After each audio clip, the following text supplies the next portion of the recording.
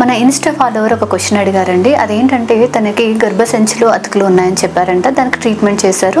And తర్వాత pregnancy అయినప్పుడు ఏమైనా ప్రాబ్లం అవుతుందా మేడం అని అడిగారు.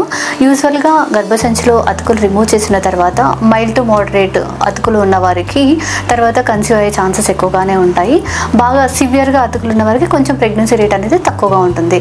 అండ్ ఒకవేళ అడిషన్స్ రిమూవ్ చేసిన తర్వాత వారికి ప్రెగ్నెన్సీ అందిన తర్వాత ప్రెగ్నెన్సీలో ఏమైనా ప్రాబ్లం ఉంటుందా అంటే ఉండడానికి ఛాన్స్ ఉంటుందండి. దాంట్లో ముఖ్యంగా అబార్షన్ రేట్ అనేది కంపారిటివ్లీ నార్మల్ వాళ్ళకంటే కొంచెం ఎక్కువగా ఉంటుంది. అండ్ అలానే మాయా ప్రాబ్లమ్స్ అనేవి ఉండడానికి ఛాన్స్ ఉంటుంది. లైక్ ప్లెజెంటా అక్రీటా అంటాము, లేదా ప్లెజెంటా ముందే సపరేట్ అవ్వడం కానీ, అండ్ డెలివరీ అనేది నెలలు నిండకుండా ఎర్లీగా డెలివరీ అవ్వడం కానీ, అండ్ పెయిన్స్ రాకుండానే ముందే బ్లీడింగ్ అవ్వడం కానీ, అండ్ అలాగే బేబీ యొక్క గ్రోత్ అనేది కూడా తక్కువగా ఉండడం అనేది కొద్దిమందిలో చూస్తూ ఉంటాము.